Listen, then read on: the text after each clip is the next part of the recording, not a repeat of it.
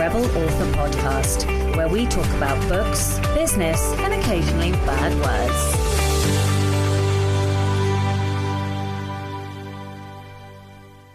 Hello, Rebels, and welcome to episode 158 of the Rebel Author Podcast.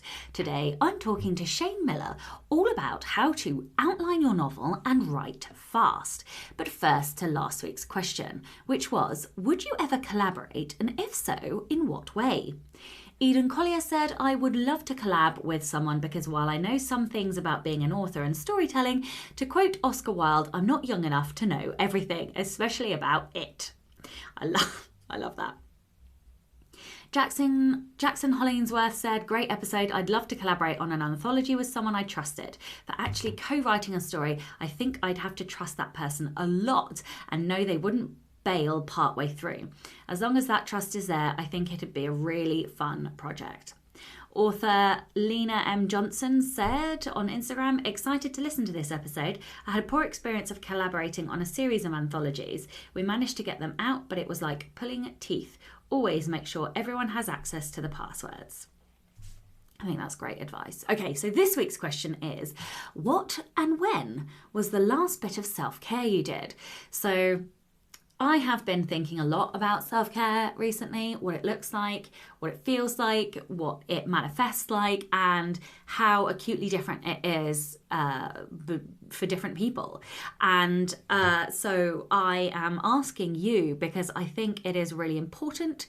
This summer was pretty brutal for quite a lot of people, and I know a lot of friends of mine are in burnout, so that is why I'm asking you this question.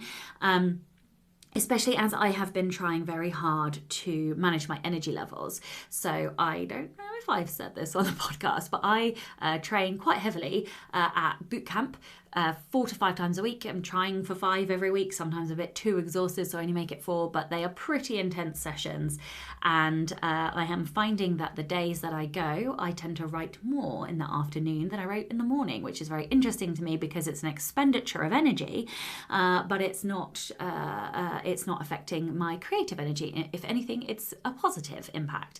And I'm also trying to do things like understand when for example, today, it is Wednesday the 28th of September. I'm recording this a day early because I went to write this morning and I couldn't because I was so tired. And so instead of doing the podcast tomorrow or my admin tomorrow, I have flipped the day around and I'm doing it today. And okay, yes, it's still about work, but it felt like a self-care thing to me. And also, things like reading a book for fun. I know that we're all authors and we all need to read for work and read in our genre and all the rest of it. But when was the last time you just picked up a book for fun? So anyway, there you have it. My question this week. What and when was the last bit of self-care you did? All right, the book recommendation of the week this week is A Glasgow Kiss by Sophie Gravia. And this was recommended to me by Scott Williamson. And it's set in Glasgow. And he basically challenged me to open the look inside, read one page and not auto-click by, which I failed miserably. I did one click by and I devoured it in 2 sittings, I think it was. It was very, very readable. It is hilarious. I had some issues with it, but, I won't, it was a great fun read. If you are looking for something that will make you cry with laughter, which this made me do, then I highly recommend it. It is sort of like a Bridget Jones meets 50 Shades of Terrible Dating. It isn't romance, despite the cover looking like a romance novel. There is lots of romance in it, but it is not a romance novel. It's more of like a chick flick, like Bridget Jones style book, if that makes sense. Anyway, total fun, laugh out loud hilarity, highly recommend. Okay, so in personal news, I had a terrible feeling that if I started down the rabbit hole of writing this next fiction book, the one that's going under the pen name, that I would then tunnel vision and not do anything other than the book, which inevitably I have done. And so I think I started 12 days ago. I started on the 16th, it's now the 28th. I've done 46,000 words and I'm trying to aim to finish in 9 days' time, which would be the 7th of October. The reason that I set such a tight turnaround is that I want 2 weeks to do a first initial edit before the October school half term. So what I'm doing now is working to school term times, because trying to work 2 quarters wasn't really functioning very well for our family. And now that I have streamlined my processes better and have a system that's actually working, I feel like maybe I need to do a longer thing on this, or maybe I'll do it on Patreon, I don't know. But there's been so many changes because of coaching. And so many different ways of looking at how I schedule my time, and the fact that, yes, I can write a book very quickly now, but I also need a long period of time before that, thinking, intellecting, outlining, re-outlining. So like, for example, I rewrote the outline 3 times for this book before I started. And so, yes, okay, that's great. I'm going to get this book done in 3 weeks, but also it has taken me a really long fucking time to get here. So, you know, I'm trying to look at, well, okay, if that's the case and I can write a book in each half term, then when do I do the prep time for the next book? So the book that I'm going to be doing in the school term after the end of October, so November and December, I haven't done any prep yet. And that's because I've tunnel visioned, and also because I front loaded a lot of admin work at the beginning of this school term. So that did take up a good couple of weeks of this term, which didn't really help me. So perhaps it will be easier going forward. But anyway, as you can see, I'm still in a huge state of flux and state of trying to refine this experiment. And that's how I'm looking at it, at least for the school year anyway, is that this is an experiment and we're going to see if it works.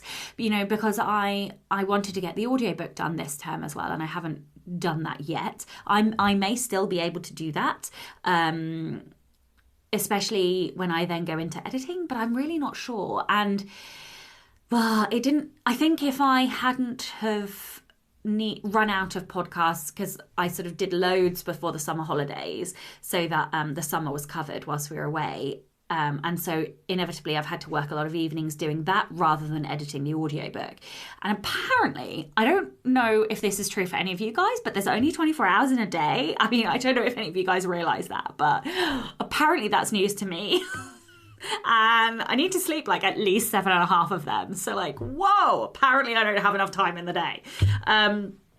Of course I am jesting, but yeah, no, so this is still an experiment and I haven't quite got it right yet, but I am seeing big changes and I feel, look, I mean, I always feel like I'm on crack and high as a kite when I am drafting because it's my favourite thing to do and it's just so hard and fast and I just love this part of the process. But yes, I don't know. I have not got this pinned down yet. It's not quite working for how I want it to because I need to get the other things done around it. And, tunnel visioning is great until it's not when you have other shit that needs doing. So yes, I will continue to update you on this. And suffice to say, I still want to get the audiobook done before the half term. I wanted to get it done before the end of this month, but we're now only 2 days away from that, so it doesn't look like that's going to happen, does it? Okay, so Rebel of the Week this week is a return to Eden's Nan. I do love this. The last one tickled me absolutely pink, so I can't wait to see what Eden's Nan did this time. Okay, so the story goes. So this is another story from my nanny's life, which shows her flair for the rebellious. For most of her adult life, she worked as a nurse in and around Penzance at the west of Cornwall. One day in the 70s, she gets a call from the hospital in the middle of the night saying there's a rather distressed man who was planning to end his own life. Not the funniest setup in the world, but bear with. Anyway, she goes over to this man's house and they end up chatting and she finds out that he's taken a load of sleeping pills and is intending to drink a big bottle of rum. She asks to use his phone to make a quick call. Then...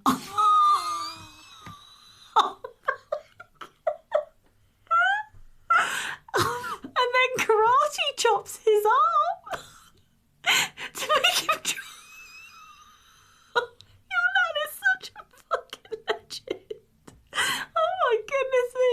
And then karate chops his arm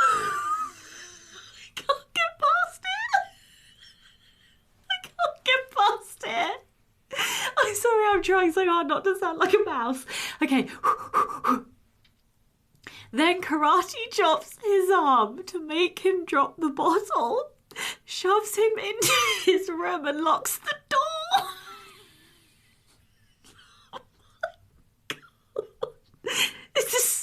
This is such poor taste on my part laughing. I do apologise. Woo! Not one to let a good bottle of rum go to waste. No! Oh my God. This is the best story ever. She calls my granddad to help tell him she'll be home late and then invites mates over. And proceeds to get plastered on the rum, all while the man is fast asleep. I can't breathe. The next morning she got up with a monster hangover, unlocked the door to the man's room, told him sternly not to do it again, totters home and slept the rest of the day. Oh my God. Oh, I can't breathe. I've got stitch. Eden, I'm literally, I won't lie. I literally have tears rolling down my face. This is the funniest story. Okay, I took a hot second to calm myself down before I continued recording because I re-listened and I nearly deleted all of this because I think this is the worst I've ever read a story because I was laughing so hard. So but I'm going to leave it because, you know, that is raw, pure me reading this for the first time. So I do love to give you my live reactions. Oh my goodness, seriously, tickled me pink. And I do feel like we need a series of Nan stories. So if anybody else has a rebellious Nan, please email me the stories. Or alternatively, if you yourself are a cheeky rebel, then please do send in your story. They can be any kind of rebellion, something big, something small, or something in between. It could be your Nan, it could be a pet, it could be a spouse, a brother, a sister, a sibling. It could be any kind of rebellion. You can email your rebel story to Becca over on rebelauthorpodcast@gmail.com. Okay, thank you and welcome to two new patrons, Barbara Campbell and Tara Brinkley. I really, really appreciate the support. And of course, I am in deep gratitude to all of my existing patrons as well. Your support means everything. Not only does it help to run the show, it helps to pay for my time. And, you know, we have an amazing community as well that is supportive and loving and creates big, warm, cozy hug feelings, even though I'm obviously dead on the inside, of course. If you would like to get early access to all of the episodes, as well as bonus content and Q&A sessions, Poison and Prose, we're watching a movie night all together next month. And if you join at certain levels, you also get the Rebel Masterclasses. Then you can do so from as little as $2 a month by visiting patreon.com/Sasha Black. This episode is sponsored by Pro Writing Aid. And so rather than me tell you all about Pro Writing Aid, I'm going to let Kimberly Grimes, who is a young adult speculative fiction author, and you can find her over on Instagram at kgrimes.writes, and I'll include those links in the show notes. And I'm going to let her tell you all about it. Kimberly is also one of the authors in the Rebel Author Anthology, and she has some of her own books on sale as well. So do make sure you go and check her out. I've had Pro Writing Aid for years now, and frequently use the web editor program to check what I've written in my emails and newsletters.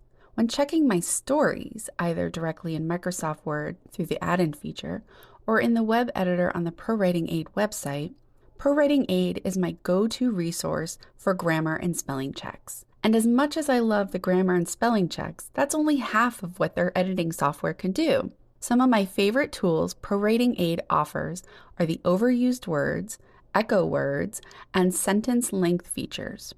I've recommended Pro Writing Aid to many of my author friends, as well as many of my friends and family who are not writers. Not only is this program a must-have, but it's also a sanity saver. Don't forget, you can get 20% off Pro Writing Aid software by using my special link. So I will leave that in the show notes. All right, enough from me. Let's get on with the episode. Hello, and welcome to the Rebel Author podcast. Today, I'm joined by Shane Millar. Shane is a Fictionary certified story coach and the author of the Write Better Fiction Craft Guides. He is also the author of the Myth and Magic Urban Fantasy Thriller series, writing as S.W. Miller. Shane holds a BA in journalism and is a member of the Alliance of Independent Authors. He lives in Buckinghamshire, England. He's taken way too many writing courses to count and enjoys reading as much as possible. Shane is obsessed with 5 things: the writing craft, mythology, personal development, food, and martial arts movies. Hello and welcome. Hello, thanks for having me. You are welcome. It's actually welcome back because you were on the show before, weren't you? You were on episode 134 back in April of this year. So rather than telling everyone your journey, which I'm pretty sure we did on that episode, would you like to tell everyone what you've been up to since April? Yes, certainly. I've been really busy since April. I have published, I think, 4 books in my Write Better Fiction Craft series. I got another novel out. I've had a short story out for a new series that I'm working on, and my 5th Write Better Fiction book will be out at the end of this month, which is Amazing. September as we record this. So you've now written how many books and published how many books this year? 8 and then 9 when this new one comes out. Unbelievable. So you're going to keep that pace up next year? No. No, it's way too hard. Like, I'm glad I did it because I've got a small backlist I can work with now, and that's fantastic. But rapid release is tough, and I'm still working a day job as well, so yeah, it's hard. And no, I won't be carrying on. It's impossible. I think it's hard as well, like, because the thing with rapid release is you have to be pouring money into advertising, and if you're not pouring money into ads, it's very hard to get traction regardless of like what you do, unless you have time between your launches and you've got time to do the donkey work yourself. Exactly. But yeah, I mean, I don't do rapid release for a reason, because it is just 50 shades of savage, basically. But we are here to talk about plotting. And I'm also going to ask you about, how the fuck you wrote so many books in a year and published them all, given that you also have a full-time job. But we're going to start with the plotting. So before we dive into it, let's first address those authors, which I know you do in the book, who don't like plotting. What is because everybody's got a stance on it, everybody. Yeah. So what is your stance on plotting versus writing into the dark? The whole plotting versus writing into the dark thing, if I'm going to be really frank, is total bullshit. I do not agree with it at all, despite the fact that I've written a book on plotting. So I see it that we're all sat on this spectrum of plotting and discovery writing. And what that means is, yes, I'm a plotter. I will sit down and I will do my key beat outline before I start. I'll start drafting. I'll reach a point in the draft where something happens. My characters go rogue and the plot goes out the window. I end up discovery writing parts, going back and adding in information I need to. And as for the whole, plotting is superior because you have a structure and discovery writing is not a valid way to write, that is totally wrong. If you're a discovery writer, don't let anyone tell you that it's a bad thing to do. It just means that you'll be doing the process in reverse. So rather than outlining first, you'll likely sit down, write your draft, tell yourself the story, and then kind of go back and reverse engineer an outline afterwards. So that's the other thing about discovery writing. I think eventually you do have to put some kind of structure into your story anyway. You're just doing it after you've written rather than before. And I would also say that a lot of people say, oh, plotting makes things quicker. And it does for certain people. But I've noticed that what a lot of plotters do is that they leave out the time they spent plotting before they actually write. So they'll say, well, I wrote my draft in, 8 days. Yeah, you did. But you also spent 2 weeks prior to that plotting, which is what, again, a discovery writer does in reverse. So short answer is it's bullshit. I don't actually think plotting versus discovery writing exists. It's just divisive. And it creates a lot of tension in the author community that doesn't actually need to be there. Yeah, I completely agree. I think for months and months and months and months, and sometimes years and years and years about my story. And then I will probably spend an afternoon doing some post-it notes and then I will get really busy with other stuff. And then I'll spend another couple of hours going, I fucking hate that outline. And then redoing all of the post-its. And then that might happen again. This last book, it's happened 3 times. 3 times I've significantly changed the book. The theme hasn't changed, but a lot of the major plot points have changed. And kind of some of the location and setting, even though it's in the same world, has changed. And then, so I do that. And then... But this is the interesting thing, right? So because even though I can get the book out very quickly, it also depends. So for this book, I didn't spend years and years and years thinking about it. I kind of had a notional concept, but unlike the book I wrote in the summer, which I wrote very quickly, I had spent years thinking about that. This one, I've hardly spent any time. But what's happened, because I haven't done my normal process, is that I ground to a halt this week. Yeah. And what that shows is I still need to do the thinking. So that's what I did. I did a little bit of writing yesterday and then ground to a halt, and then had to spend the rest of the day thinking and doing some things that helped me get unstuck, which I know helped me get unstuck. All hail Ellie for making me know these things. Seriously, I literally would die without her. And I redid my outline, but I can only see the next 20k. So I'm going to smash out the next 20k. And when I inevitably grind to a halt again in 4 days' time, I will have to do this process again. But ultimately, it doesn't really fucking matter. What matters is that you get to the end of the book. So whatever process works best for you, that is the process you should be following. And I think, and I'm sure you agree, that sometimes we can all get a little bit stuck hearing very loud voices telling us that we should do it one way or whatever. And actually, it's all nonsense. We just need to do it the way that we need to do it to get the book done. Yeah, you're completely right. And actually, you raised a good point. I love it when you say that. Oh dear, significant drink. No, but seriously, you raised a good point about process. So I think a lot of people, and this is probably why people are scared to plot if they've not tried it before, you'll spend a long time searching for the right process. So someone will tell you that you have to follow Save the Cat, or you have to follow the snowflake method, or you have to do it this way. And you don't. You know, the method that I've put across for plotting is basically an amalgamation of everything that I've learned from loads of different processes. It works for me, and you can take things that work for me, they might work for you, and you'll end up coming up with your own process anyway. I mean, we've all heard Sasha talk before about chaos drafting, I think you call it now, right? Yeah. Which is fantastic. You know, that works for you. So you're not going to follow a rigid, definitely doing Save the Cat beats type of thing. It's going to be more organic based on what works for you. And I think we all find that over time, especially if you're a new writer. Don't try and find your process straight away, or rather don't expect to find your process straight away, because it's not going to happen. You need to have produced multiple books and internalize story structure before you can really use it, I think. Yeah, and I think it also depends on the book. H.B. Lyne talks about this quite a lot, that some books are just written differently. And that is the case for this book. I've never written a book this way. And for the first time ever, this book has been written linearly.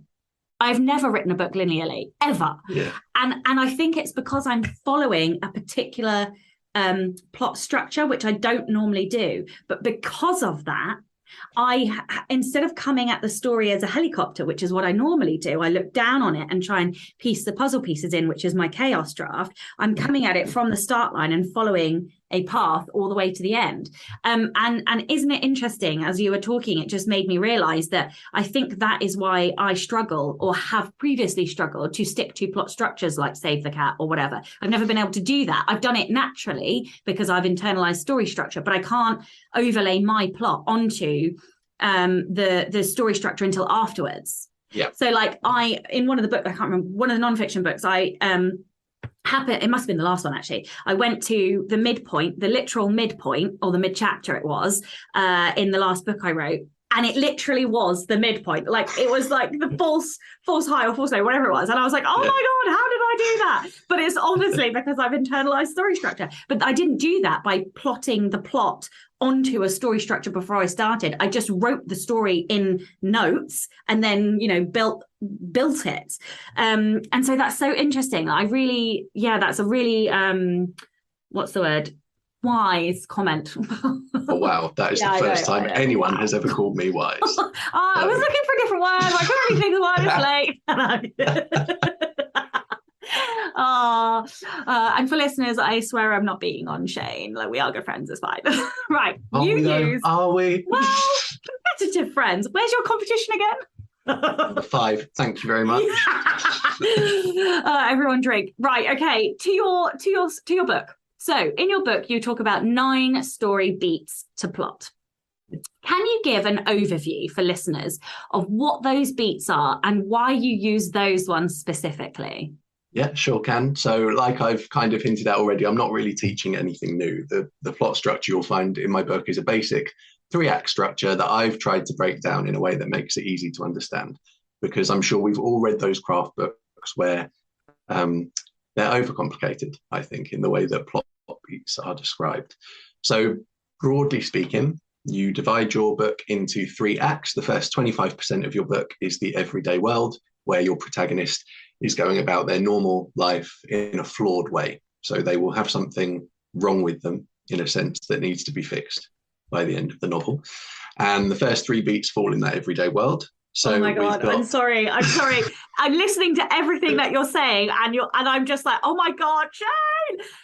I ground to a halt. I've literally come to the end of Act 1. Oh my God, this is amazing. Carry on talking. And guess what? The next 20k is the mid 20k. Anyway, carry on. Sorry. There we go. No, you're all right. Brilliant. So beat 1 then, which is the first beat in the everyday world, is the invisible question. And this is where I like to open the first line of a novel with a statement that creates a question in the reader's mind that they can only answer by reading on. A really simple but shitty example of this, because it is late and I can't think of one, is something like the phone rang. So the reader is instantly going to want to know who's on the other end of the phone, for example. That'll make them read on. Beat 2 is the grenade, which is what I like to call the inciting incident, because inciting incident has never really felt big enough for me. The grenade is where you completely destroy your protagonist's everyday world by pulling the pin on a life-changing event and, crucially, showing how they react to that event afterwards, because we want our protagonist to be relatable. And then the final beat in Act 1 is the impossible choice. This is where you present your protagonist with an opportunity to leave the everyday world. Usually that's another character doing that. The protagonist struggles with what to do, and then they decide to step into Act 2, which is the strange world, or at least that's what I call it. And in the strange world, the protagonist is basically out of their depth. They're struggling to come to terms with what happened at the grenade, and they're having obstacles thrown at them left, right, and centre. In Act 2, we've got the distant villain, which is beat 4. This is where essentially you remind your protagonist of the antagonist's power, show their thoughts spiraling out of control because they don't want to deal with that antagonistic force, and then show their reaction to that reminder that you've just given them. And then we've got beat 5, which Sasha's kind of already mentioned. This is the game-changing midpoint. It's where all the stakes get upped and your protagonist's plans change. You can do this by threatening failure, revealing a shocking plot twist, or giving them a dose of sobering truth. And the key point about this is that the protagonist will become active from this point on. So they will start actively trying to solve their issues from the midpoint, rather than just kind of reacting to what's happening to them. The beat 6, which is the last one in the strange world of Act 2, that's the near villain. So the antagonist is getting ever closer to achieving their goal, which you can show by using a point of view switch. If you want to do a scene from your antagonist's point of view, for example, showing them getting close to their goal, you can deliver a message to the protagonist through another character, so a henchman or something if you're writing a thriller, or you can have a direct approach from the antagonist, which will show that they are achieving their plan. And by that, I mean they will do something to the protagonist and have some on-page time with the protagonist. And then finally, Act 3, we've got the balance world. Beat 7 is the tragedy, which is like the all is lost moment. So you cause the protagonist's lowest moment by creating some kind of disaster that breaks the protagonist and shows their turmoil. So if we're thinking thrillers, that could be the death of a mentor, and fantasy as well. If it's romance, this could be the breakdown or the seeming breakdown of the relationship before they kind of get back on track afterwards. And then beat 8, we've got the showdown, where your protagonist triumphs through going through a series of stages to defeat the antagonist. I like to call these preparation, where they prepare for that final showdown. They always have a moment of pre-showdown jitters, where they're kind of nervous. They don't think they're going to be able to achieve whatever their goal is. The first attack, where they try and beat the antagonist, followed by a reversal of fortune, where the antagonist does something unexpected that causes the protagonist to almost fail. This is the point that the protagonist learns that they are no longer flawed, or at least they learn what they need to do to fix their flaw, which leads them to victory.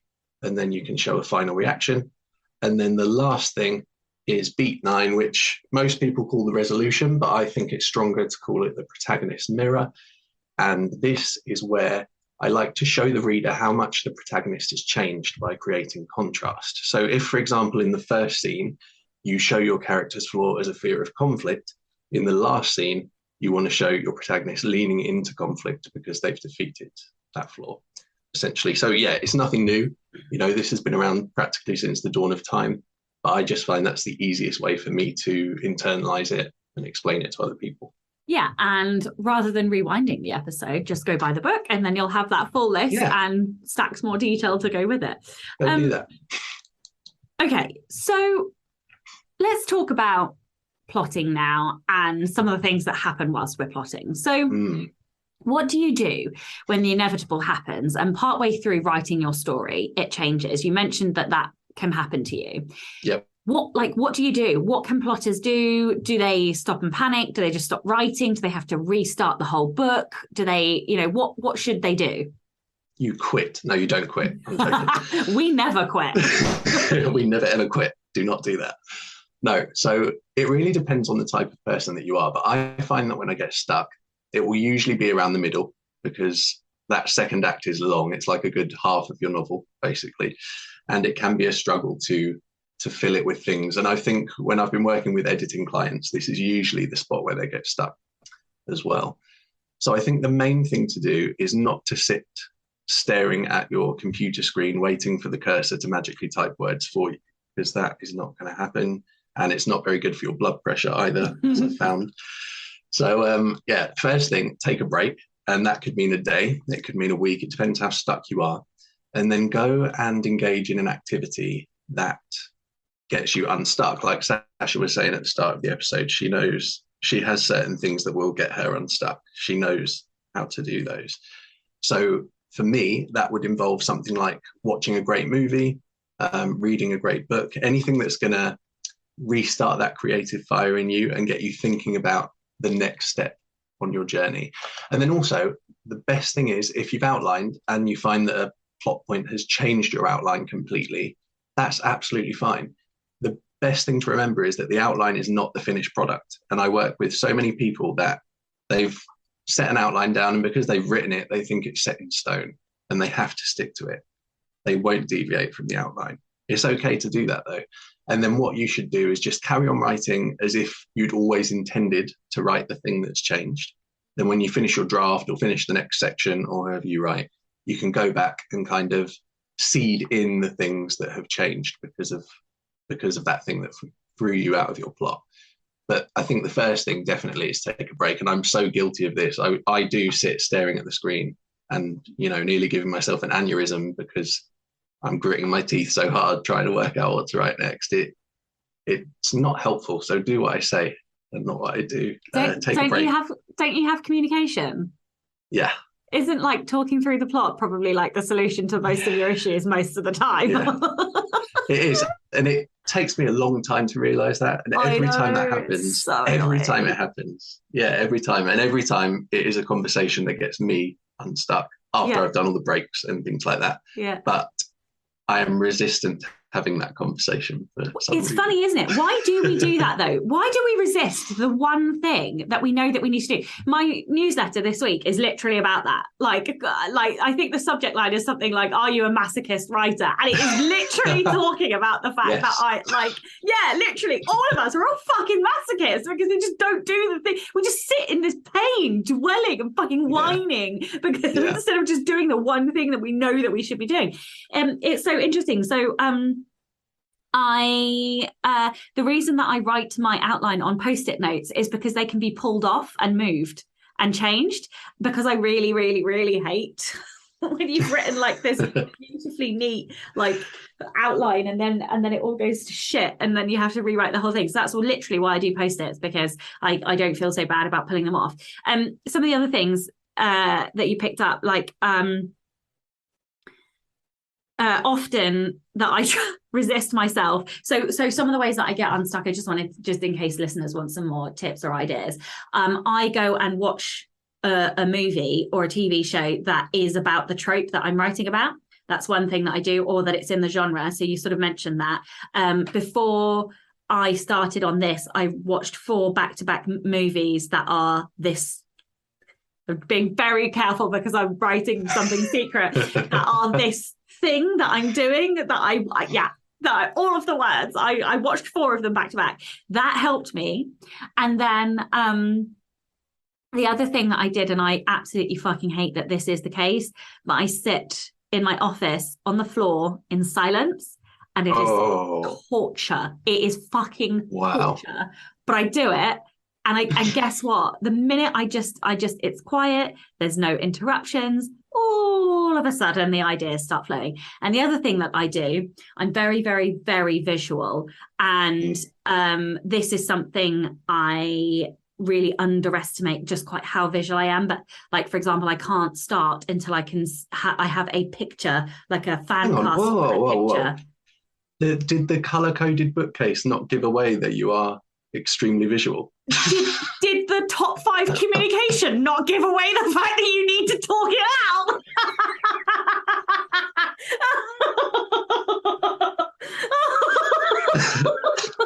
Wow, I think we call this touche, darling. Yeah, apparently it didn't. It wasn't a big enough fucking clue.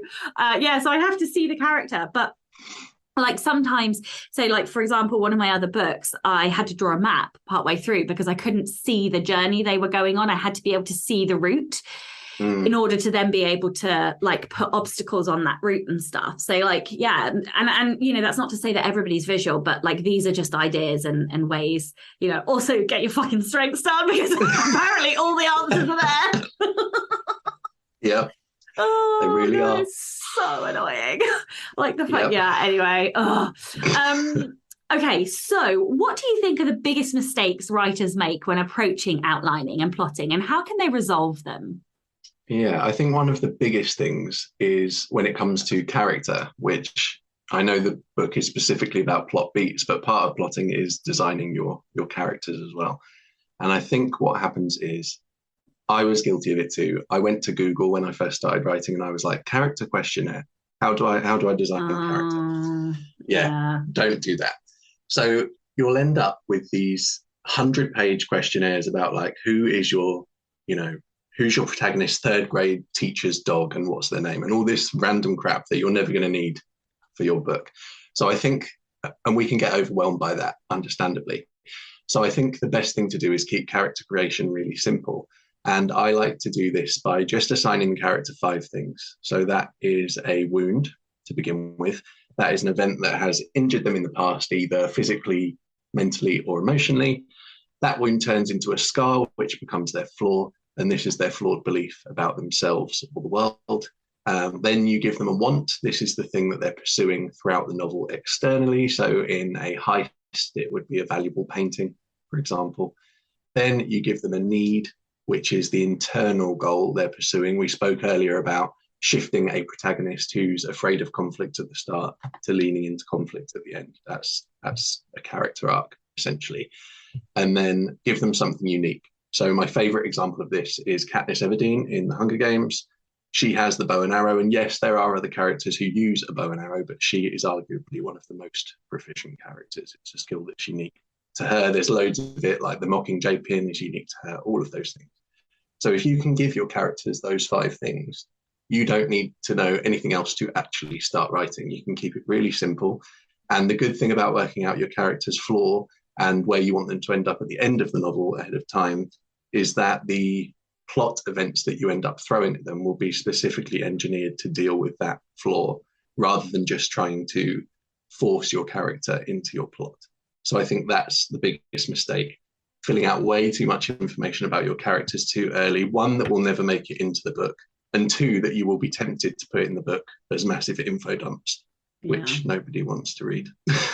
Yeah, I love that. I don't necessarily do all of the same things. I don't know if you remember Damon Swade's Verbalize. Yeah. So I really like that. I really like having that verb about them, because the thesaurus that he created has loads of other words around it. So I often pull out a few and put those descriptive words around them. And I don't necessarily do anything with it other than hold that information in my brain. But actually, a character is action, and knowing the types of actions that they would take helps me to shape who they are. So there's two things that I do that you didn't mention. So that was one of them. And the other one that I do is I like to know what they sound like. So like, what is how would they narrate a scene versus how would another character narrate the scene? And that's not necessarily something I would know before. Sometimes it's very, very clear and very, very obvious to me before I start. And sometimes that comes to me as I go through. So like the book I'm writing now is dual point of view. And one of the characters is incredibly clear to me how they speak. And the other one, like, you could be mistaken for thinking it's two different characters, because like I haven't quite narrowed down their voice. And so there's a couple of characters that are like, who is this? But yeah, it's like, but that's fine. That's the purpose of a shitty first chaotic draft, right? It's to find these things. So yeah, I love that so much. Okay. And speaking about drafting and writing, yes, you write fucking fast. So, I mean, I don't think there's any denying how fast you write, given that you've released 11 million books this year.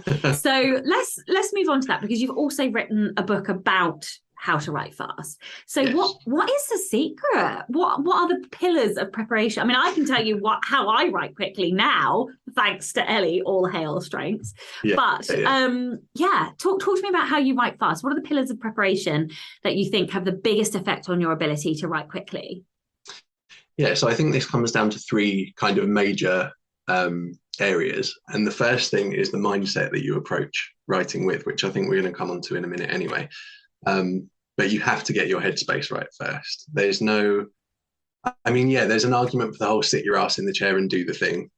And obviously you do have to do that to get the work done. I think that's such bullshit though. So do I. Yeah, that the whole, you have to sit down and do it, I agree. But you don't have to force yourself to do it when you're really not there, because it's not, again, you're just going to end up sitting there staring at the screen.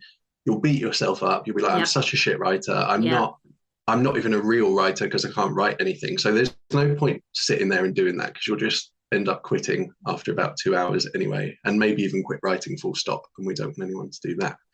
So get your headspace right first. And when I say that, the main thing is discovering the why of behind you write, which again, I think we're going to go on to later. And then the kind of second area, I would say, is getting your workspace the way you want it. And what I mean by that is choose a place where you can write that you're actually comfortable writing. I'm sure we've all tried to write in uncomfortable spaces before, and it's not the easiest thing to do. Optimizing that workspace, so removing distractions. For example, the wall in front of me is completely blank because I know that if I have something visual up there, I'm visual like you, so I will be intensely distracted. I can't look at anything. If I want to write fast, I shut my window blind so I can't see the road, because all I do is I look, and there's no one fucking interesting out there. It's like the cat, the local cat or whatever, So I have to shut the blind so that I can't see cars coming past or people walking past the window. Yeah, there's nothing, it's not even interesting. It's just that my squirrel brain is like, oh, something to look at. Yeah. Let's look at that. That isn't the hard work we're doing. Yes, exactly. Yeah. And then the final kind of area is around the writing itself. So we're talking about fast ways to generate ideas. We've already covered some of the things, like don't sit stewing, take breaks, go for a walk, whatever.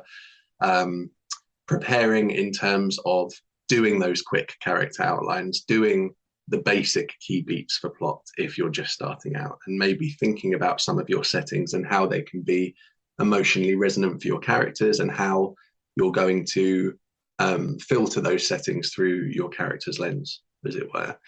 And then the final thing, in terms of productive writing sessions, but I'll say that 5 times faster, is minimizing distractions in terms of I do not write with my phone in the room, because again, I know that if my phone is in the room, I'm looking at that phone and I'm not doing what I'm supposed to be doing. So they're kind of the 3 broad areas that I would say: mindset, workspace, and your actual process in terms of preparation for your writing session.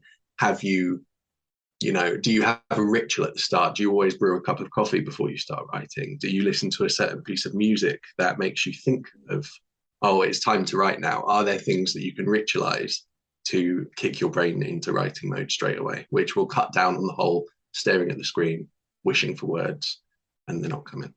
Yeah, my stomach's growling very angrily. And I don't know if you can hear it. Anyway, I wanted to... So do you write fast per hour, or do you spend many hours writing? That's interesting. It depends on the project, I think. So people are going to hate me for saying this, but I actually don't like writing. As in, I love outlining and I love having written and I like editing. I actually hate the first draft. I'm not a very good writer in that sense. So anything that I can do to prep me beforehand is going to help. If I sit down and I know exactly what I'm working on, so for example, in the morning while I'm getting ready, I'll be thinking about the next scene that I'm going to write. I'll be thinking about the dialogue that I need to put down. Then I can sit down and write really fast.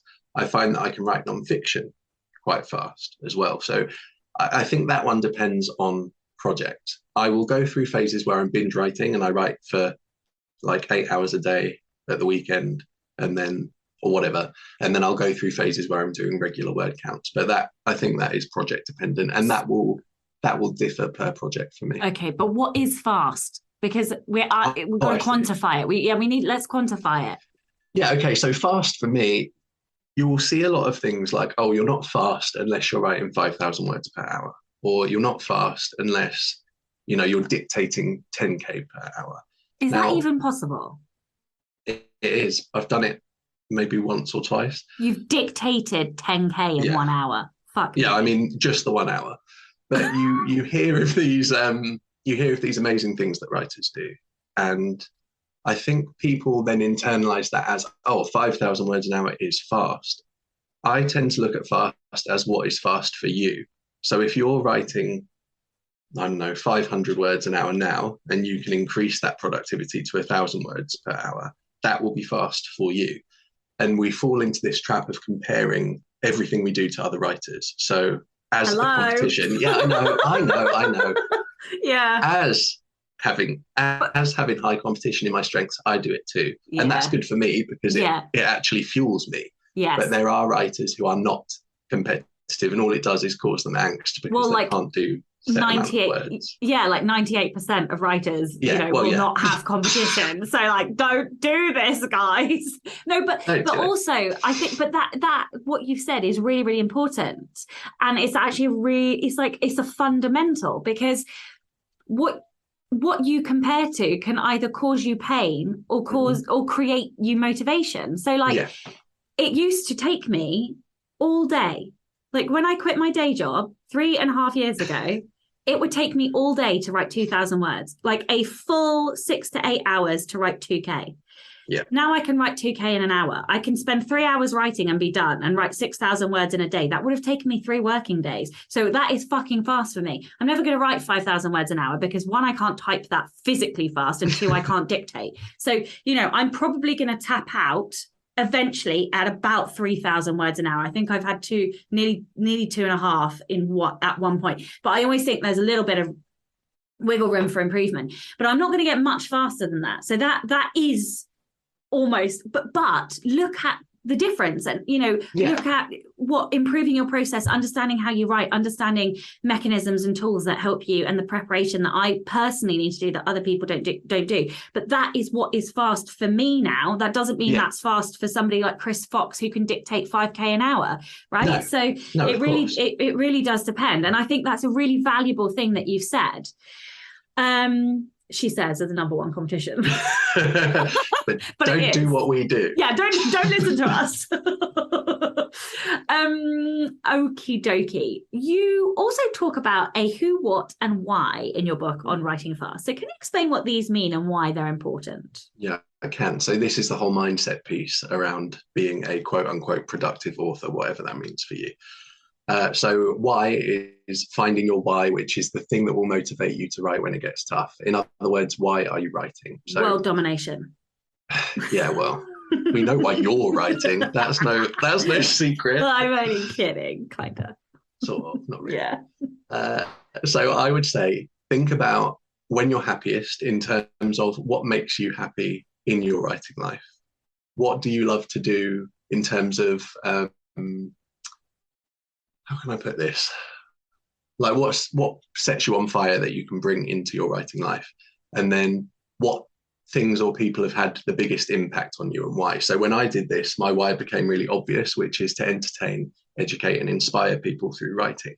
That won't be the same for everyone. Like Sasha said, she's out for some villain shit that is that's in the works. You know, it's happening. It's happening for sure.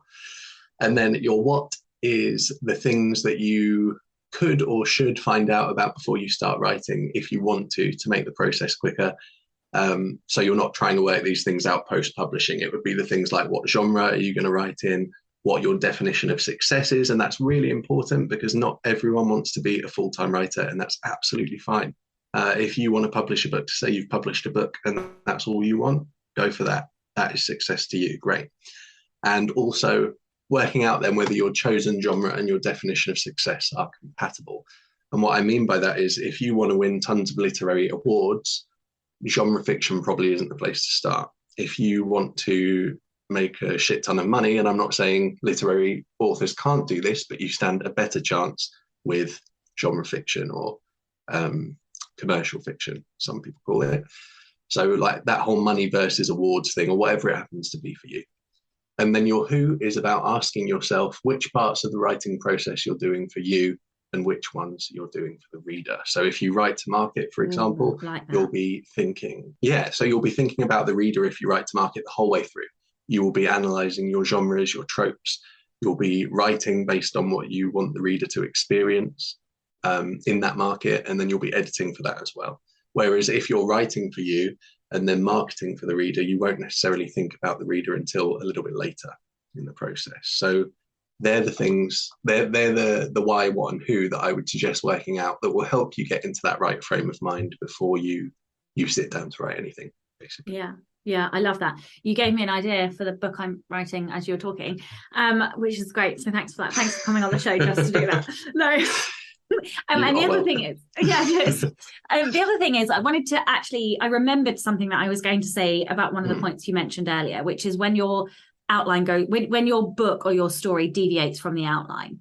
One of the things I do, other than re-outlining the bits going forward, is that I go into my manuscript and either find the chapter where the thing is wrong, or I find the paragraph and I just create space and write, you need to change this and make it this in all block capital letters. And then I move on. I do not do the edits. I don't go back. I continue all the way through the story. But if I don't write down the thing, the note, the thing that is wrong, I will forget it. And then I end up with a clusterfucked manuscript at the end with no fucking idea what it was that past Sasha was trying to do. So that's one thing that I do. And it might be distracting for you to go and put it into the chapter. So keep it on a separate piece of paper. Because the temptation can be to go and then start editing. But for me, it's harder. It is easier for me to just go and drop it into the section where I know it needs to be, because I know that I will not edit when I go into that and look at it until I'm in the edits. And if I put it on a piece of paper, I won't remember where it was. So I have to put it in the correct place. Okay, so that I just wanted to add that. So the only other question I wanted to ask then really is similar to one of the questions I asked earlier.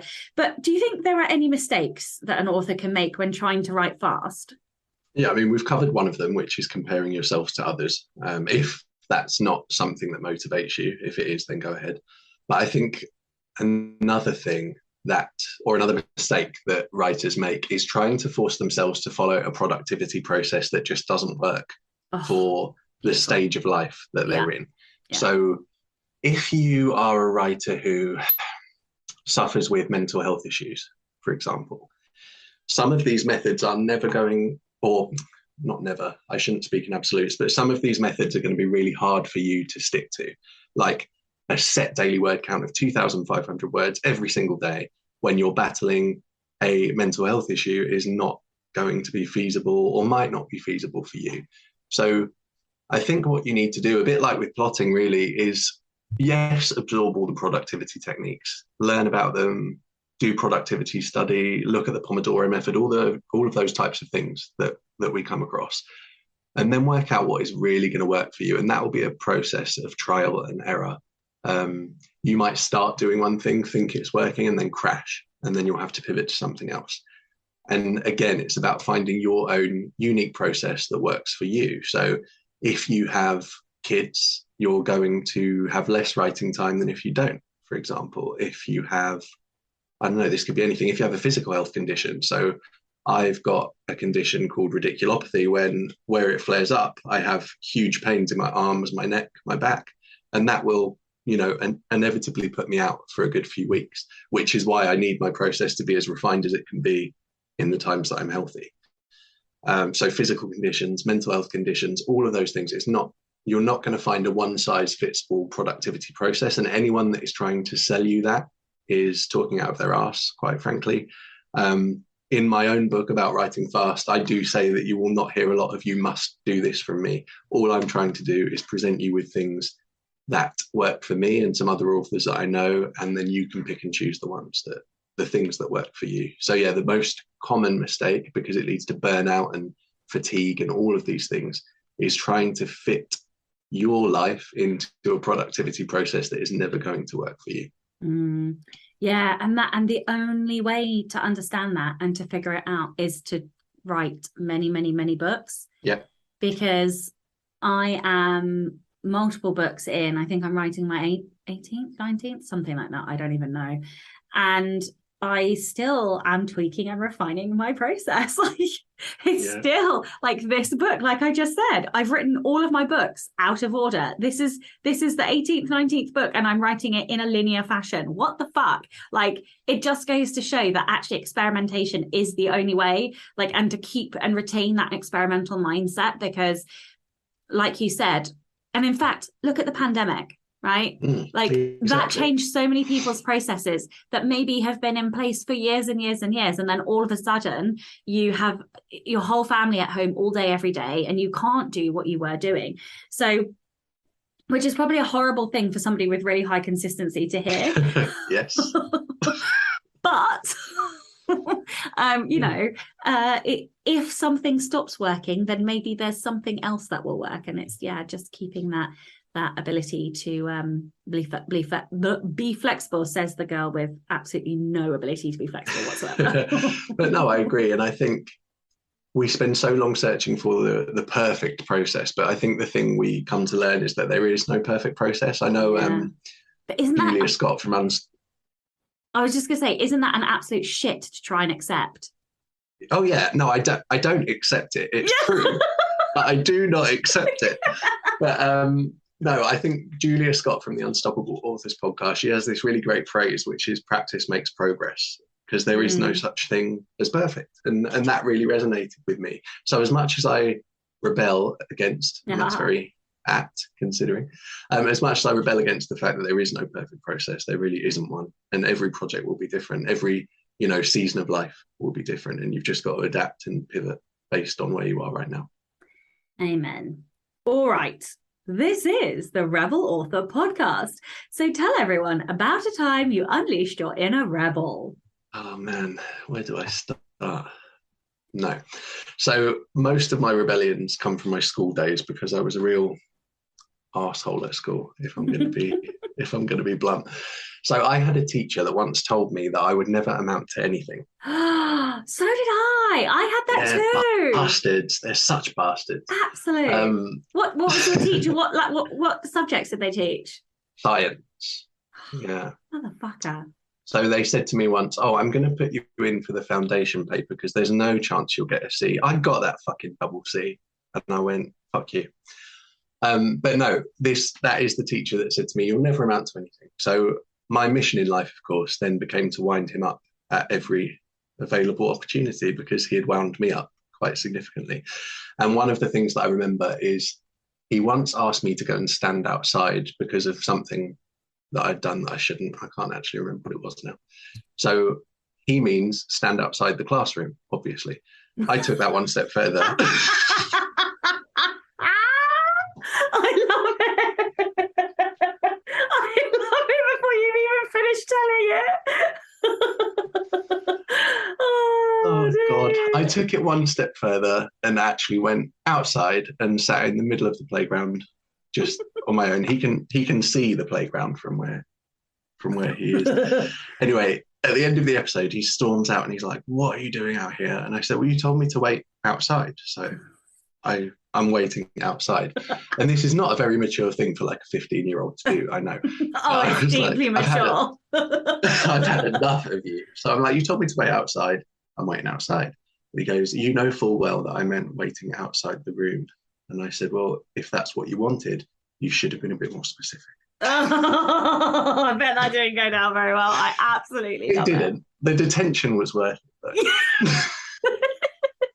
Oh my God. So I don't know if I've ever told this story, but because your story is so similar to mine, I've got to share it. I had a French teacher. I can't even remember her fucking name now, but she told me I wouldn't amount to anything. And back then I wanted to be an actress. And I remember her telling me that it was so competitive of a world, and I wasn't good enough and I would never get anywhere, and so I ought to pay attention to school.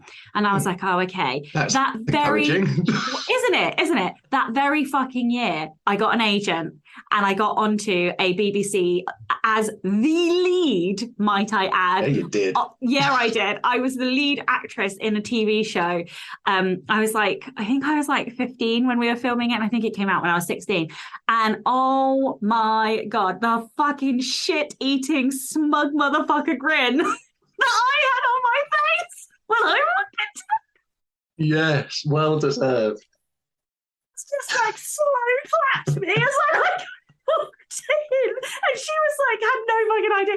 And then like I of course didn't tell her, but one of my classmates told her what I'd done, and she just was like a bit slack-jawed, and I swear to God it was like one of my favorite moments in life. But like, is that not the best thing ever when you get to prove somebody wrong? It is, because high competition.